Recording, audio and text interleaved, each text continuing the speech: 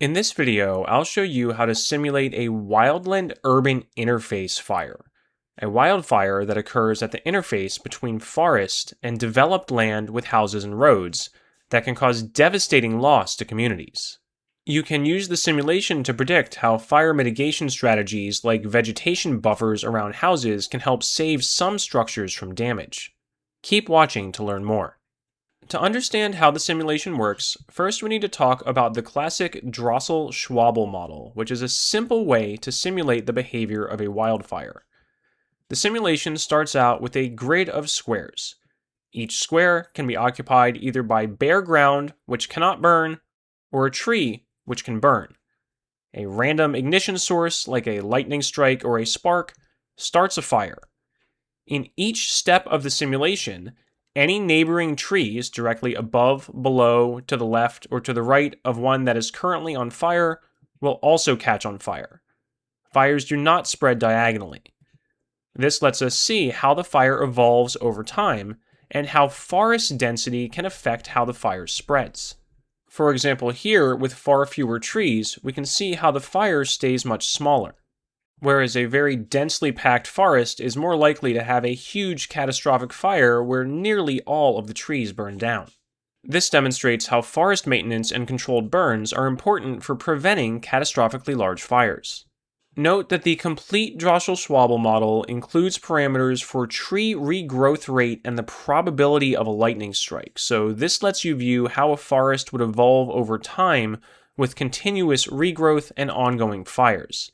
This results in some pretty amazing animations as you tweak the parameters, but in this project, we're going to focus on simulating just a single fire. Our simulation expands on the basic Drossel-Schwabel model to simulate a wildland-urban interface fire by adding a few things.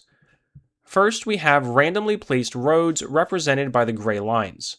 Roads can act like a fire barrier, but they're not foolproof. Things like falling trees or drifting embers can cause fire to jump across a road, and the probability that the fire will cross a road is a parameter that you can adjust in the code.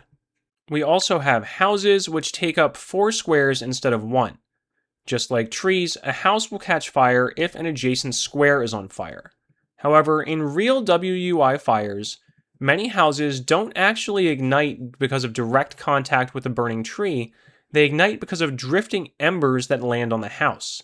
So, in the code, there's a probability that a house will catch on fire if a nearby square that isn't touching the house directly is also on fire. If I play the simulation step by step, you can see that here, where this house ignites even though the nearest fire is a few squares away. Same here, if I go a few additional steps, and you see this house ignite.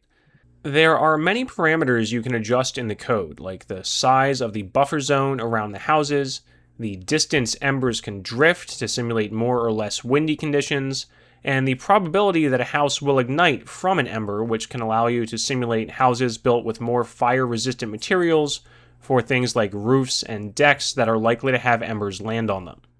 If you'd like to do this for a science project and track the simulation results as you change a variable, the code also outputs statistics like the number of trees or houses that survived or burned, and how the size of the fire evolves over time.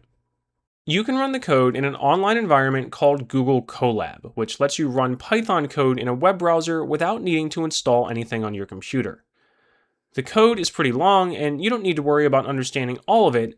You can just focus on this section at the beginning with all the parameters that you can change. To get your own copy of the code, check out the link in the video description.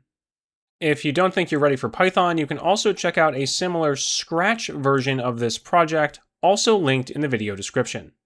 For hundreds of other projects in all areas of science and engineering, check out the rest of our YouTube channel and our website, www.sciencebuddies.org.